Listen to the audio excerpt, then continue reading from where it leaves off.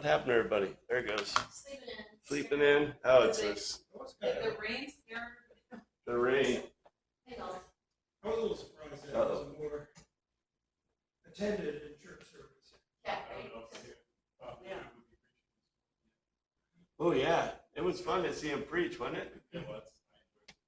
So, shoot, Jim. How do you do, Tammy? I think you did good. Look what this sign said. I was really. What is that? Smart board being worked on by IT. Do not turn off or use. Lionel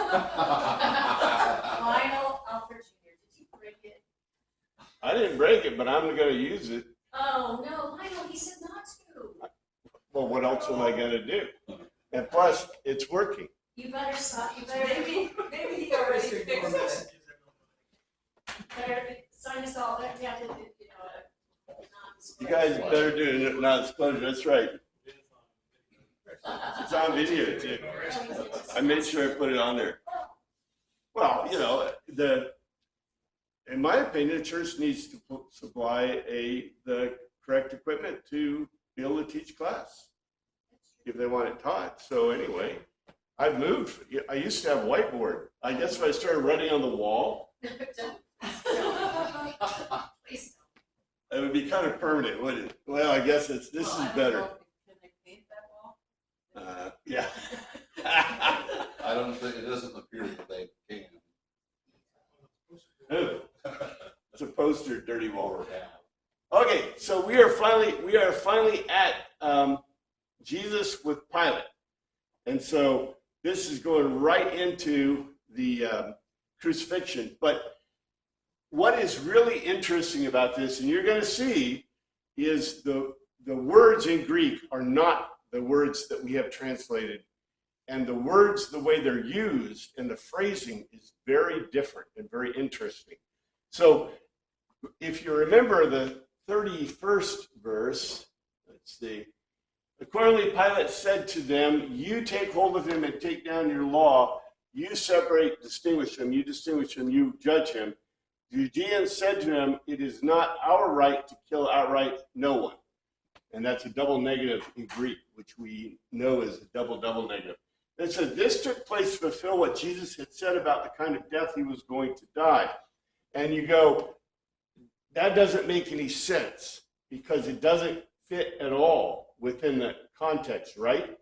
Well, I'm going to show you how it does from the previous stuff we've had in John. That the saying Jesus might be fulfilled which he spake, signifying the death he should die. So the question, the impression we get in NIV is that not that Jesus said it before, but rather this is to fill the prophecy, right? But this gives us, King James gives us a better clarification, the saying of Jesus, which I'm going to show you. Here's the Greek for this. In order that the logical argument of Jesus, not the saying of Jesus, but his logical argument, might be filled to individual capacity, which he making a supernatural ceremonial indication to what sort of death he was intended to die off. In order that the logical argument of Jesus might be filled to individual capacity, which he said, he making a supernatural or ceremonial indication, a semeion, of what sort of death he was intended to die off. Where this comes from is a direct quote from 1233, which is what I'm going to show you. And I don't think I'm going to go through the whole thing here. You can look back at your own information, but the most important part is the verses that go right up to it. In 1233, let's see, according to the throng having stood and having heard he was making a logical argument, a thunder there has emerged. Others were making a logical argument, a messenger has uttered words to him. They just had this in the Chosen episode we saw. Jesus concluded for himself and he said, the tone, it has not come to be through me, contrariwise through you. At present now, a decision is of the fact which was created, of him at present now the ruler or chief of that which was created, of him will be thrown out outside of doors. Encase that, and I am raised high, exalted out from among the soil, the whole I will drag forward to me. So what the fulfillment is, or what the words are, is this. And this is what Jesus said. Here I've got it out, but this is what it translates to. But to this he was making a logical argument, he making a supernatural or ceremonial indication to of what sort of death he was intended to die off. It's almost a direct quote from 1832 to 1233. So 1233, Jesus has come into the temple area and he's talking, preaching to the people, and this is where you get the thunderous approval, where God speaks. And some said it's thunder, some said I hear words in it. I think that was very interesting, the way they did it chosen. The impression is that it was God speaking. And then this that Jesus says, in case that, and I am raised high, elevated, exalted out from among the soil, the whole I will drag forward to me. In other words, if I am raised up, and we take that to be on a cross, that's the precursor, the foreshadowing. And like I said, there's a direct quote. Accordingly, the throng concluded for, accordingly the throng concluded for itself to him. We have heard from out of the law that the Christ stays into the age, and in what way you make a logical argument that it's necessary to be raised high, exalted, the offspring of the man face. A certain one is he, the offspring of the man face. Accordingly, Jesus said to them, even now a little time of the gods, the source of light is in you. You tread all around, which is how, in what manner, the source of light you hold, in order that might not be downside seized, tight hold of darkness of you. And he, treading all around into the darkness, sees not with physical eyes at what locality he leads under. Which, how, in what manner, the source of light you hold, you are persuaded into the source of light, in order that offspring of a source of light you may cause to become. Jesus uttered these words, and he, having gone off, was hidden, concealed away from them. The point here is, this is a parallel. Now, I wish our brains and our memories were like the Greeks, right? And like the Romans and like the Hebrews. I think maybe if we were rabbinically trained in Hebrew, it might be close. Because remember what they do? They memorize the Torah. They memorize, Pastor Finsky talked about it today. Sean talked about it. He said in the sermon, he talks about, the rabbinical training. Well, he could go even further than that. It wasn't just the first 5. To be a rabbi, you had to memorize all of the Tanakh.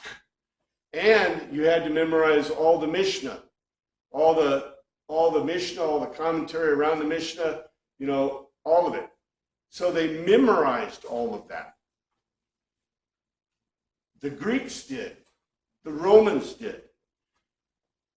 The people hearing this, right? Remember, did they have chapters? Did they have paragraphs? Did they have verses? No, they had none of that. How did they read when they read a scroll or they read a book? How did they read it?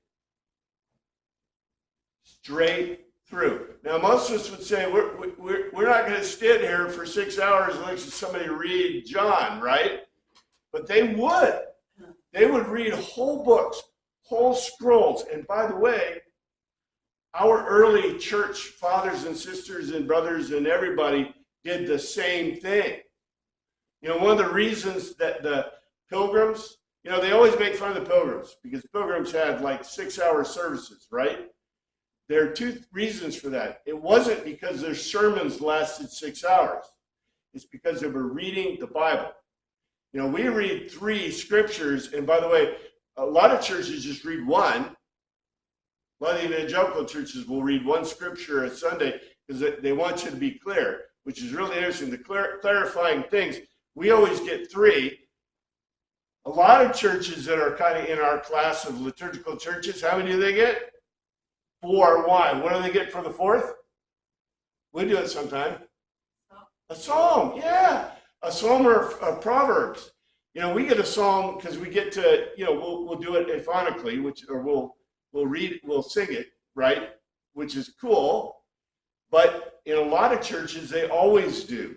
You know, a lot of liturgical type churches, they always do a psalm. So you get 4. In the old days, you got the whole book. And they might even read 3 books. Of course, that'd probably be an extended service, right? So they were, you know, when they read these books, these people were their memories were excellent. So they would get this whole thing, and what did they remember? All the details around this. And so when this quote is made, when this quote is remade by Jesus, it's a direct quote, it's almost a direct quote, right? What did they think? The rabbinic context. The rabbinic context of a verse. Remember, I tell you over and over again, whenever you see a verse quoted, when you see there were no verses, right? So when you see a part quoted in the Old Testament or the New Testament, what does that indicate? All the stuff comes with it. Yeah, precisely. So that's this. So the context of this is and remember when we were there, I don't know, this is confusing in English. It's confusing, it's not confusing in Greek to the Greek thinkers because the Greek person goes, oh, A equals B, B equals C, A equals C. But we aren't trained that way like the Greeks are. You know what I'm saying? We don't expect the pastor to give us a logical construction whenever he preaches, especially with no tellus. What do we always expect him to do? Give us the answer, right? You expect that. You know, as a matter of fact, you'd be really irritated if he didn't. If he gave you the Aesop's fable, if he gave you the parable, if he gave you the build-up and then never gave you the conclusion, you'd be like, huh? You might be like this, well, we'd be like the disciples, right? We go to the pastor and say, Pastor, what did you mean by that, right? Just like Jesus and the disciples. You know, Jesus was a pure Greek dude, so he goes, you stupid disciples. Our pastors are much more kind, so they'll give us the answer. But the big deal is that this is the context, and the context is this about light and concealment. And look what it does. And I put this notice of direct context in terms of the Greeks. This comment is in direct context in terms of the Romans and Pilate. And look what it says. Then Pilate went back inside the palace, summoned Jesus, and asked him, are you the king of the Jews? That is not what it exactly says. Let's see what it says. Then Pilate entered into the judgment hall again and called Jesus and said unto him, art thou the king of the Jews? Let's see. He came into, certainly accordingly, anew, into the praetorium,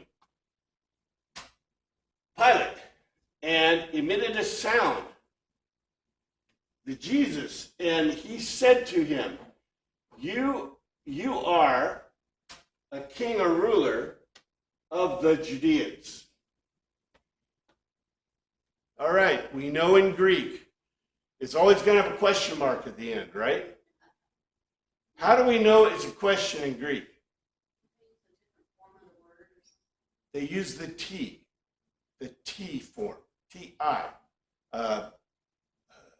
Tau iota. Tau iota indicates a question. Does anybody see a tau iota, a T here anywhere? So what does it say? Let me give you the translation. Accordingly, Pilate came anew into the praetorium and emitted to Jesus a sound, and he said to him, "You are the king or ruler of the Judeans."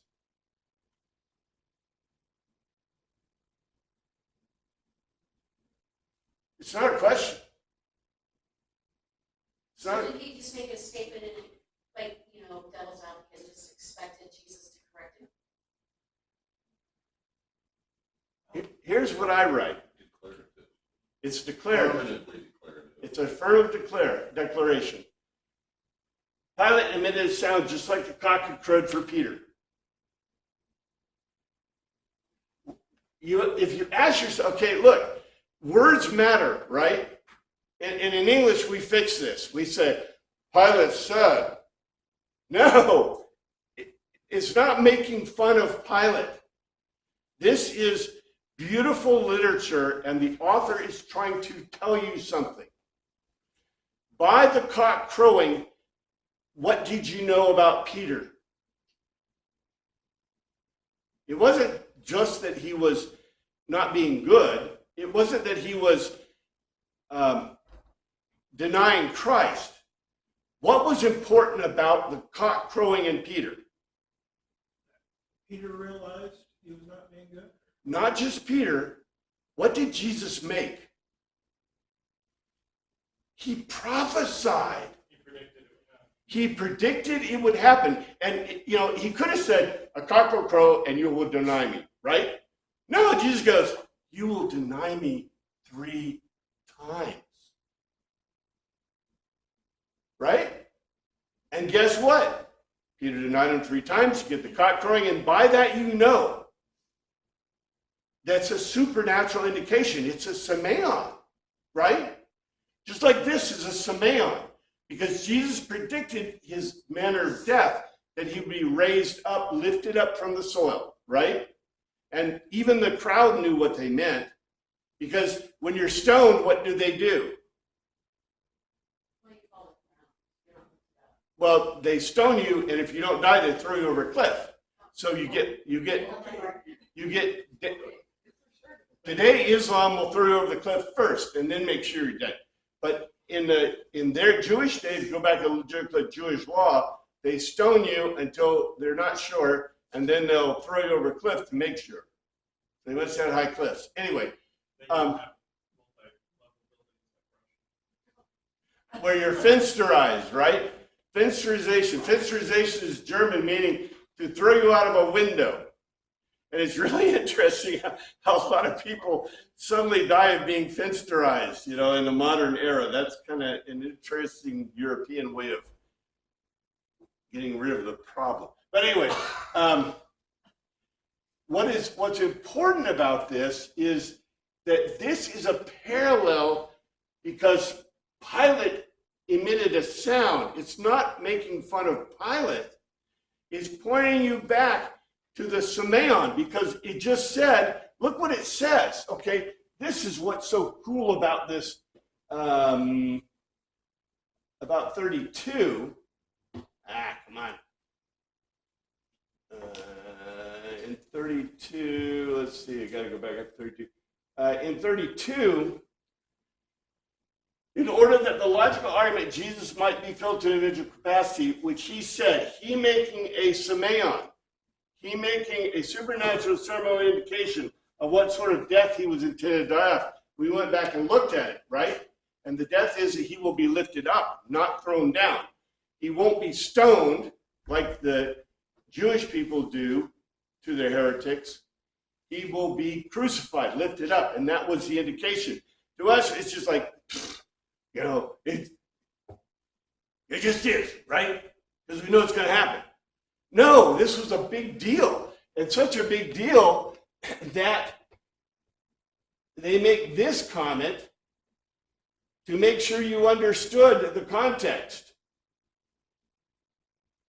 That Pilate makes a sound, emits a sound, just like the cock did for Peter, because when Jesus pronounced what Peter was going to do, that was a semeion.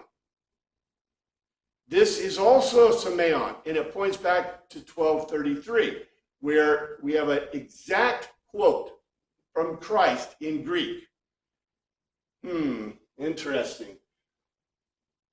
But there's no question words. This is a statement. It's a theorem, if you like. Or is he giving you a telos? It's not a question. He's not asking Jesus, are you the king of the Jews? You are the king of the Jews. Now, you can take this a lot of ways. That's why Greek is a very interesting language. I told you it's totally concrete. So you can take it ironically, satirically. You could take it as an accusation, right? A condemnation. Because they, the Judeans brought Jesus to Pilate to judge him. And Pilate's trying to figure this out, right? Now you ask yourself the question, you notice the Judeans did not say that he said he was king, right? But Pilate says, you are the king of the Jews. Very interesting. I also want to point out, I said this before last week, Pilate's Greek is textbook Greek. And it's the tone, the verbs, the format, the grammar are perfect and high Greek. It isn't the nicely genteel Greek of John. It isn't stilted Greek or colloquial Greek. It's the Greek of an orator in a court. And you can see that in the way that he speaks. So it's very interesting that, we, of course, in English, we would notice that if it was, the idiomatic use. Well, of course, we don't notice it because it's in Greek. But Pilate is being very Pilate-y, very Roman, very, he's doing his perfect Greek because he speaks Greek. It may be Koine Greek, but he speaks real Greek. And so he's given it to him. And I think it's very interesting, that you see this difference. Now, I do want to point out that John has some of the best Greek in all the New Testament. What's very interesting is Revelations. And I'll point this out to you. Remember, who is actually writing this down? Yeah, Libreus. We call a scribe, a Libreus, right? So this doesn't mean that John was not a good orator or a good whatever. It just means that he had a really good Libreus. And I think John was very articulate and really, brainiac kind of guy-ish, We know that he was probably related to the high priest. We know all this kind of stuff. And when he did John, I think he had a really good Libreus. It's like maybe like modern day book editor. Like they don't change the content or the message, but they make your writing better. Bingo. It's like my mother. My mother was a secretary, and a secretary who was trained as a secretary. She was a genius. If you wanted a letter, and she did this professionally, right? If you wanted a letter, you would tell her what you wanted to say, and she was shorthand. Shorthand? She would do the shorthand thing and write the whole thing in shorthand. And then she would go and take what you wanted to write in a letter, and then write you the most beautiful letter. If you wanted to be mad at somebody, she had ways of being mad at somebody in the letter that sounded like you were loving all over them, but you read it and you go, that's not very positive. She was a genius because she was trained as a secretary.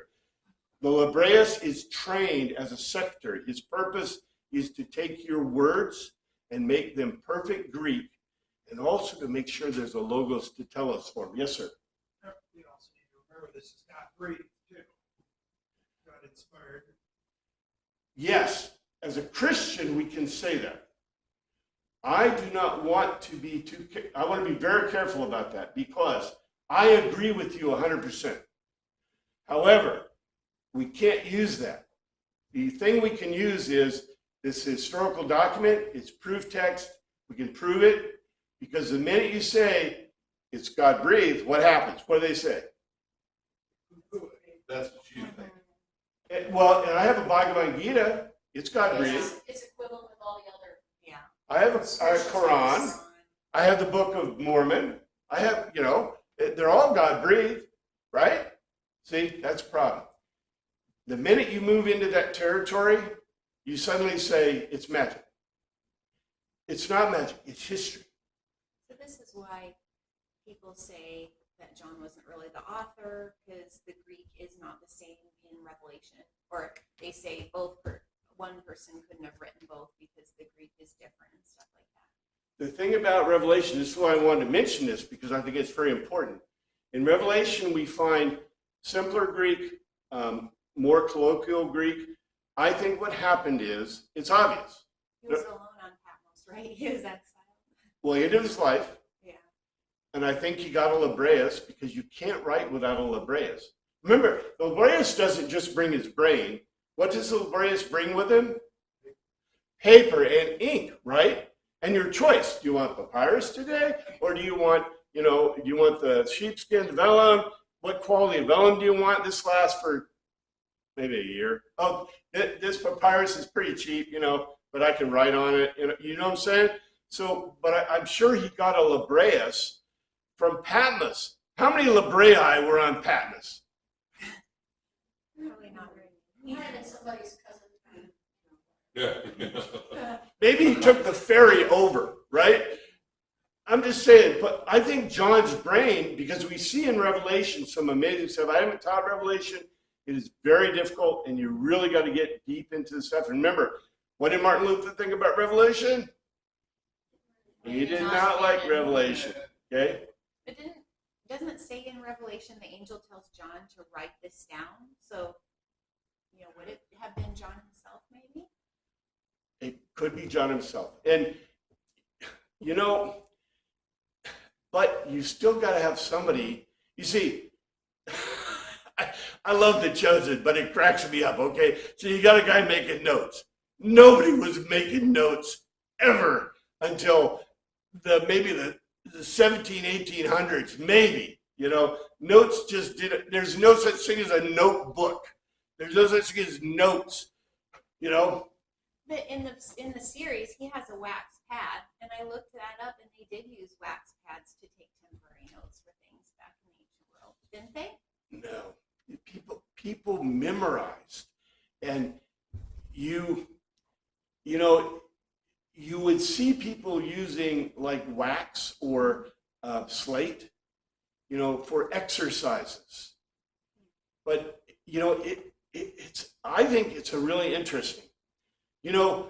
They would compress all the words together, and if you separated the words, they called those training texts for children. And if you took a training text, let's say you published your book, wrote your book with separating the words, what do you think the Greeks said about that? You had the intellect of a child. Bingo. Why are you writing this like this? It's training text. You don't separate the words. There's no such thing as punctuation, right? And as a matter of fact, people did not write about this stuff the way we would have written about it, because we could, right? They just did it. But we believe that there was such reluctance to go to training texts to separate the words, that there was a huge struggle until around maybe 800. And the reason 800 was important was because, remember, the rise of Islam around 600 AD? The importance became that you needed you needed to be able to read the text, and you couldn't read the text without a slave, without someone who had memorized the text, right? So a training text allows you to separate the words and not have to memorize it. Now, what they probably still did is they probably still memorized it, but there was reluctance for the intellectual community to move to text and the cost. Remember? So each space is a word, or not a word, it's a letter. So if I have 100 spaces, in a page, that's 100 words or 100 letters I could add to that page. So, we think very logically and reasonably. Look, ubiquitous paper everywhere, right? So much paper that we could choke on it. We burn it. We use it to start fires. If you use paper to start fires in the ancient world, someone would kill you and say, what are you, an idiot? You can't use paper to start a fire, because the paper was worth more than maybe the house. It's just interesting. And our views of the world are interesting. But anyway, that's the point I want to make is I think that John is very intellectual, and I think you see that in Revelation, but the Greek is different. And I don't think it was John, and maybe it was John writing it himself, could have been. I think he had a Libreus, and you work with the Libreus. I think when he wrote John, he had a really good Libreus, that was very, very capable. And I think that's why we got it, right? But yes, they say, well, John didn't write it because it's different. And it's like, when you say that kind of thing, right, I go, do you even understand how ancient texts were written? It's interesting. Now, we do think Marcus Aurelius may have kept his own books, but I doubt it. He kept a journal supposedly, but I guarantee you Marcus Aurelius didn't keep a journal. What did he keep? He kept an articulate book slave, and he told the book slave, who was a Libreus, and he'd tell the book slave, okay, book slave, today, 18 July, 0045, I was out fighting those Saxons, and I was using them, right? And he wrote it down. And then, of course, he'd read it, and it probably made him redo his journal 3 or 4 times to make sure all the words are right. Yes, sir. I just read the book Kim by Kipling. Oh, yeah. And he needs a letter written, and he goes out and finds someone, Libreus, to write his letter for him. The guy comes with his paper, and he had stamps, and he could send the letter. So even that late date. Yeah. Kim is a great book because Kim is also the first revelation of how covert operations started in the world. Because Kim is a covert operator. Spies, yes. And Kim is the perfect example of the covert operator even today. That's a hint. Anyway. So look what, Matt, we know, look what's going on. Is that your own idea? Jesus asked, or did others talk to you about me? That's English translation, of course. Jesus answered him, sayest thou this thing of thyself, or did others tell it thee of me? And let's see what it says in Greek, because we know this is going to be really interesting, because a lot of this Greek, it's very long and expressive.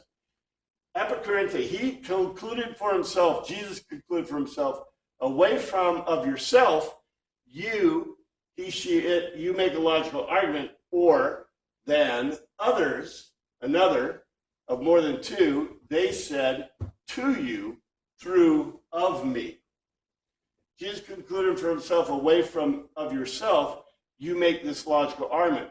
Or others, they said to you through all over of me. And you notice, is there a T word anywhere in here? Tau iota? Nope, I don't see no tau iota. This is not a question.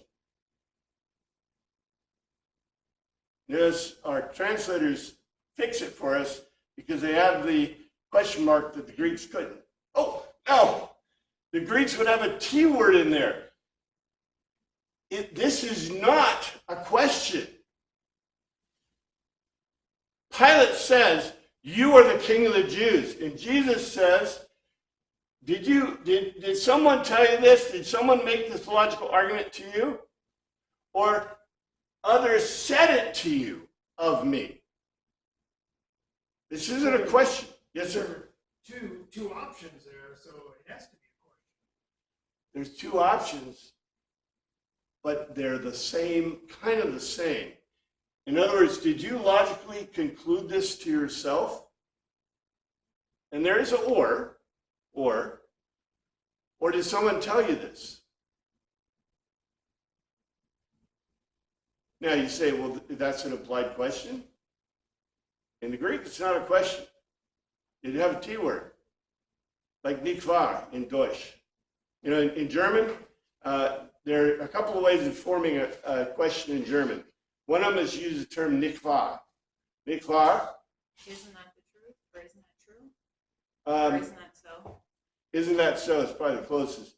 But it's always added to a question. There's another way of making a question in German, and that's to change the word order like in English. In English, we change the word order. Are you going to the store? You are going to the store. Are you going to the store? That's the way we do it in English. We do have a question word in English, though. What is it? I can't remember what it is. Maybe old Well, form. I have a question. So couldn't this be again two declarative statements that he's expecting? Which imply, I guess, an implied question, but okay, you made this conclusion for yourself, somebody told you. Yeah. And so therefore, just the nature of making two statements, Pilate could choose which one he did or happened. I guess my question is, why is it a big deal that it's a question? I don't think it's important that it's a question, but I think what's really cool about this is if you're going to be, okay, Jesus, you think that he'd be mean, mad, or whatever, right? But he's not. He's very kind. And I think the way he treats the governor, he basically says, you know, did you think of this yourself from a Greek standpoint that would make Pilate very happy? You keep using a question word in front of What's that? that. You're keep saying using did. did, You're using did, which is, but it's not stated there. it's not, you're saying it as a question. Yeah, away from, he basically is saying, he is making a statement. Yourself, and yes, I'm using the did, which is the English question word, but it's really difficult for us to We'll just say it as a statement. T. You came up with this idea. You heard this from others. Yes. And I don't think it's supposed to be, the Greek is trying to tell you it's not a question. In other words, he's making a positive to Pilate. Yes, sir, Jeff. I think it's very, I think it's, Greek is this way. I like the fact that Greek is this way. It leaves it a little bit open to interpretation as opposed to English. What do we do? We crank a question mark at the end of it because it looks like a question to us. And yet the Greek is telling you it's not necessarily a question. It's a statement. And I More authoritative than if Jesus says, these are your options. It's these two things. or maybe it's not options at all. You know, in the Greek, you could read this, that Pilate made a logical argument that figured this out, and he had information from others. I mean, really, how else is he going to figure it out? So I just think I think that's a really cool thing that the Greek does. Now look at what Pilate says. Am I a Jew? Pilate replied, your own people and chief priests handed you over to me. What is it you have done?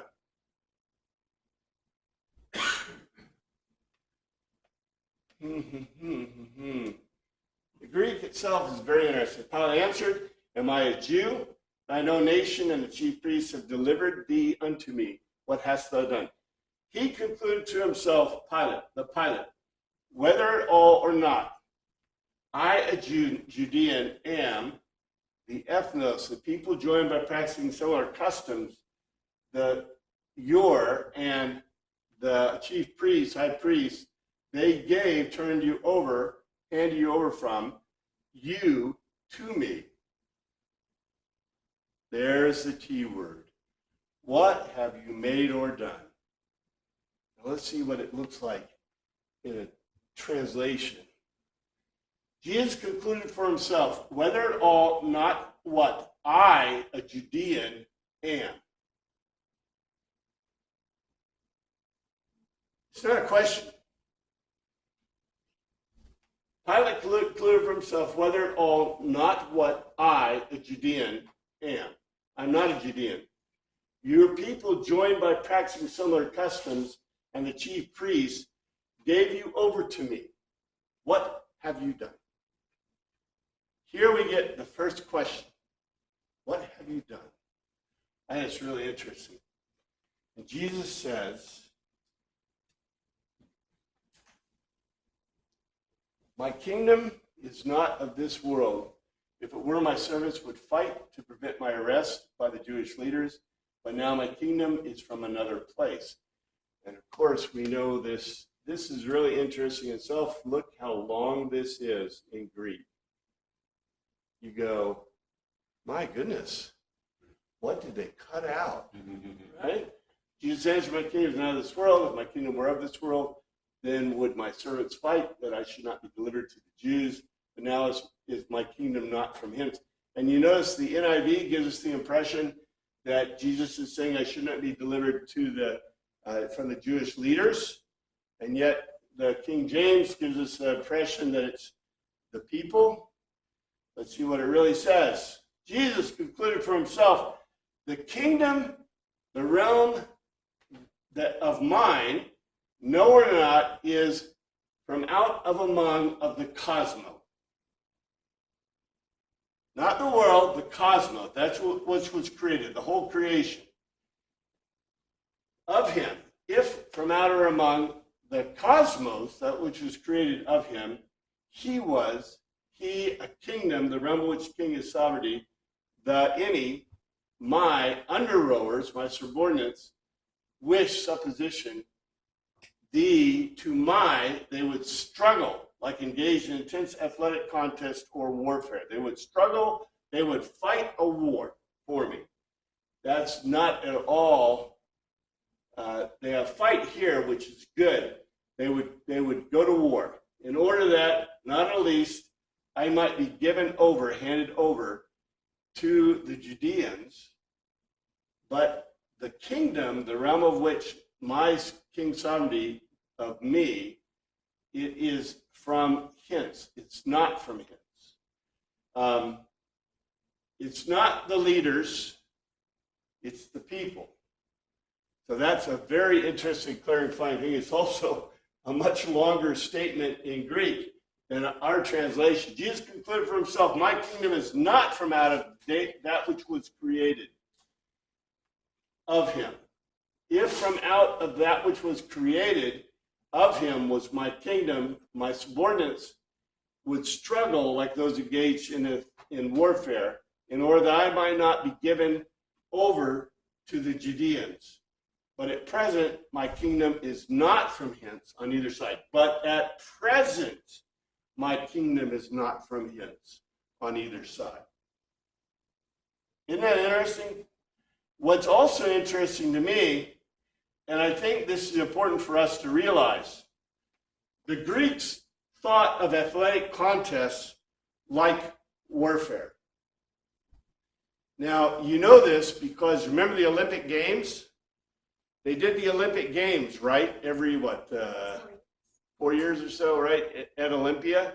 And they did 3 types. They did the poetic games, they did the running games, they did another equestrian games, whatever. They had the games, right?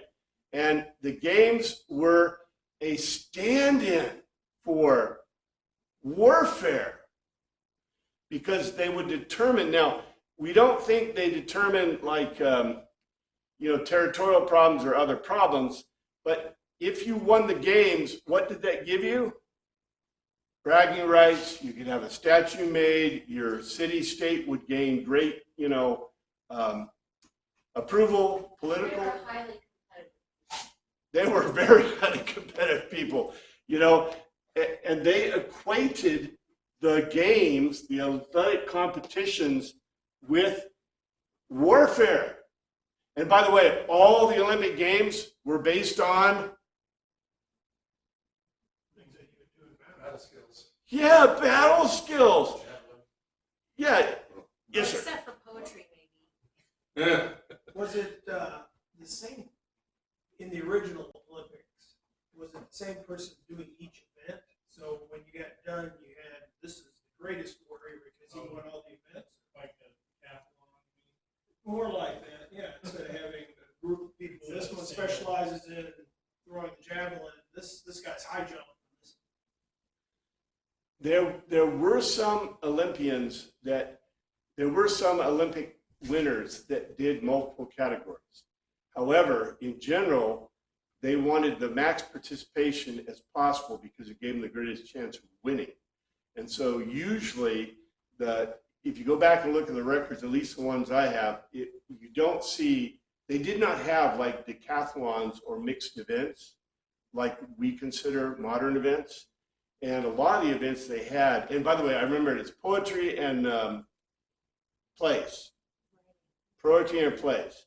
And they did believe that the poetry was important because they believed it was the oration, the ability for an orator, right? Right, they thought it was important. I just was making a joke about it. I think it's a War great skill. joke. I think it's a great joke. I think it's a great joke, but it's also, you know, it goes back to what I said at the beginning of class, right? The thing is that we think of military, you know, people, like I said, do you want Mongo? Or do you want like a person who's educated in warfare and educated in an orator, right? To be your leader. Now, maybe you can have a whole bunch of Mongos that have the spears, javelins, although you want to be careful because they might hit you, right? Accidentally. Oh, sorry, boss, I got you, right? You know, so you want to be careful where Mongos throw it. But I'm just saying that, you know, the Greeks had this balanced view of the world. And so what they did is they wanted as many participants as possible. And I believe there may be some record of people that did multiple type things, but in general, they didn't. If they did, it was ceremonially, it was not a big deal because you were representing the gods and you were representing your city-state. And so the most interesting one was the woman who participated, I can't remember which one, anyway, I can't remember. There's some really interesting stories about, you know, women were not supposed to be watching except certain women that were part of the temple stuff, right? But there was a woman who went and watched because her husband was participating and like her 7 sons were participating and they all won awards. They won, you know, the medals. They were, you know, they didn't give gold, silver, and bronze. They gave one like laurel wreath or whatever. Yeah, you were the top dude, right? And so she had like 7 competitors that all won, and they caught her, and she asked a dispensation from the gods, and they did. They didn't put her to death. So Yeah, Laurel Hardy. anyway, yeah, Laurel Hardy. Anyway, I think it's really interesting, and it's different than our worldview because the football players we have. If a football player in America goes to fight in war, they make fun of him. Remember that guy who was killed in Afghanistan? And they even made up some stuff. I don't know I can't remember the whole story, but you know, he was a football player, and yet they made fun of him for fighting for America. Yeah, whatever.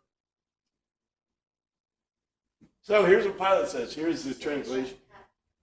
Oh, sorry, Pat. Just the statement Jesus just gave to Pilate in Pilate's ears probably sounds like nonsense. It's like, I'm not a king of this world. Who's the king of what world are you a king of? Or what universe are you a king of? I think we're going to see that reflected. Because this is what Pilate gets. Here's the translation. You are a king then, said Pilate. Jesus answered, you say that I am a king. In fact, the reason I was born and came into the world is to testify to the truth. Everyone on this side of the truth listens to me. This gives Pilate the famous answer, which, by the way, is very interesting and very Roman. Pilate therefore said to him, art thou a king then? Jesus answered, thou sayest that I am a king. To this end I was born, and for this cause I came into the world, that should bear witness to the truth. Everyone that is of the truth heareth my voice. And we can tell this is a very long Greek statement. He said, certainly according, he said to him, the Pilate, it is not therefore that a king or ruler you are.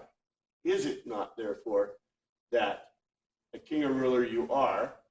He concluded for himself to Jesus, you make a logical argument that because a king or ruler I am, ego eimi, into this I have been begotten, to or into this I have come or gone, to or into the cosmos, which was created in order that I might bear witness to the not false, all the whole, on he being from out or among of the not false, hearers of me of the tone.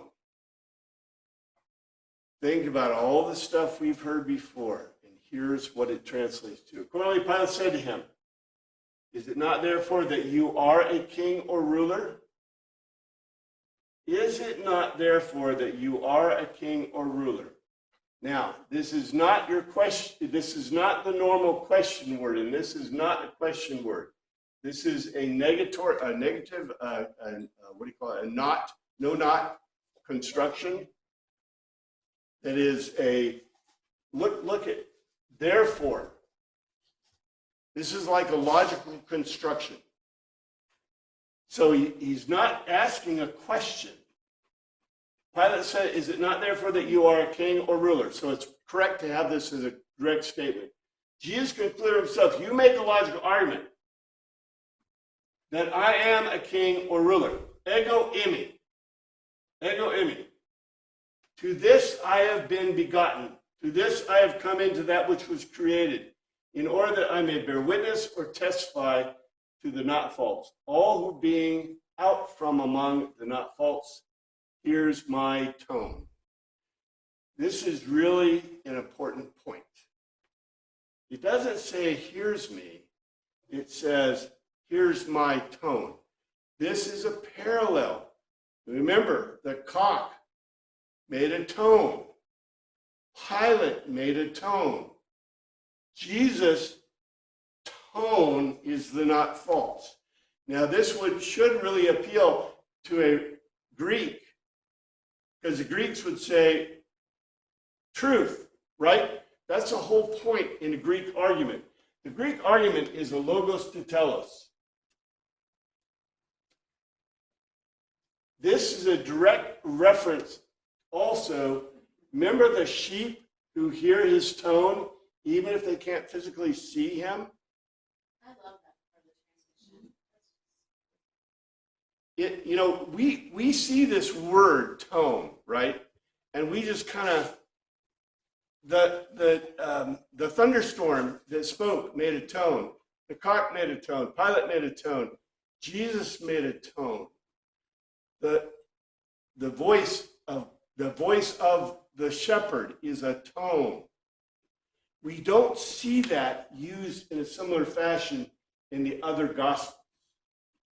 Because I think the most important thing about this gospel is Jesus has been gone for a while. And this is a late date gospel. And like I told you, they want to know what else happened. And so the most important thing to them is, remember, the most important thing I think to the early gospels is, does this apply to us? We're Romans, we're Greeks, we have Romans and Greek gods. Does this hole in the corner God, this Jesus guy that's a God, apply to us? To us, that's a meaningless question. To that world, that is a very important question. I think the most important question now is, we can't hear the tone of Christ. Does it matter still? Yes, sir. Just thought of a question. How did what happened between Jesus and Pilate get related to John? Was John a witness to it, or who was a witness to it? Got this information is what was said.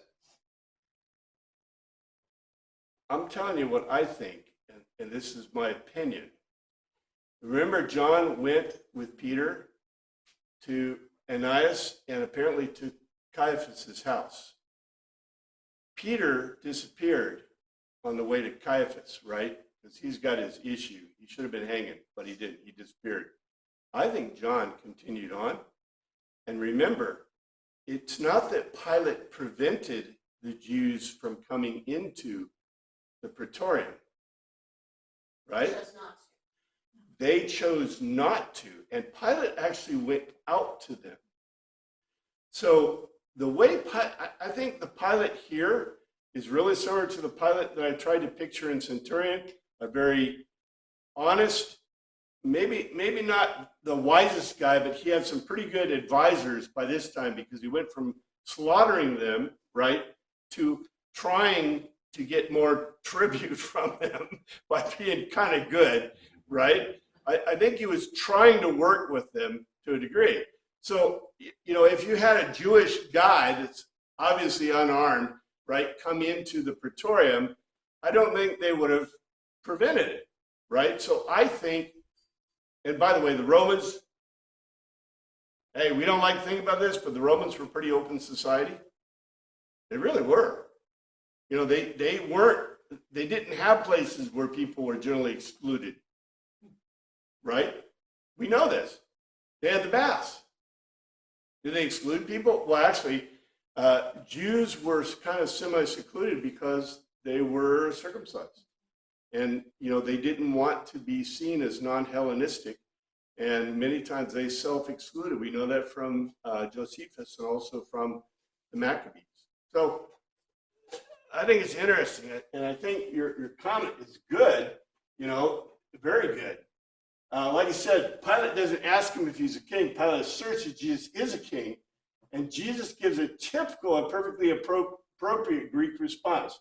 You make a logical argument that I am a king. And this will come into play. I also want to point out that Pilate does not consider himself a member of the nobility.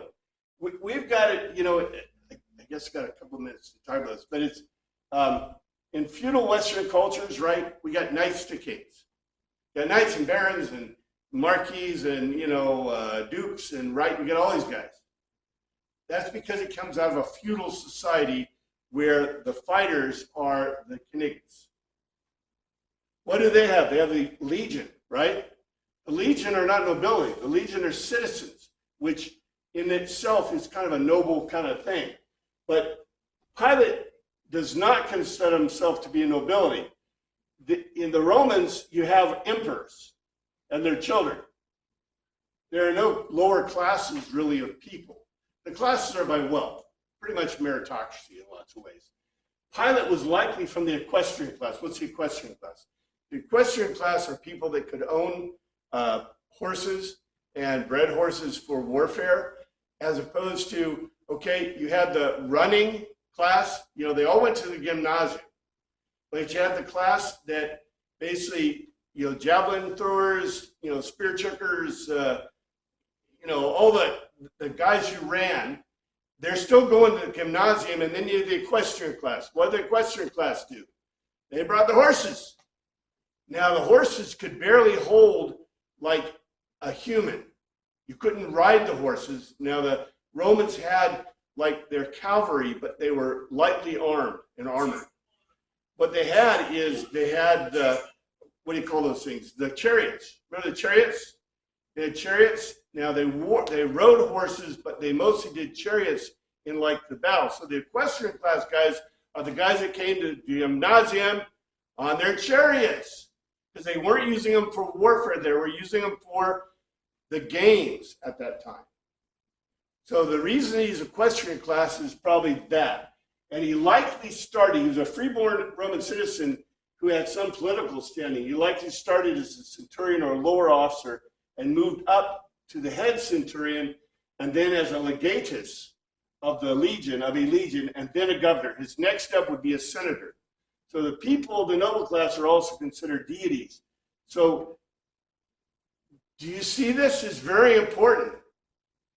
By Pilate asserting that Jesus is a king, what is he also asserting that he is? Not just nobility, a deity.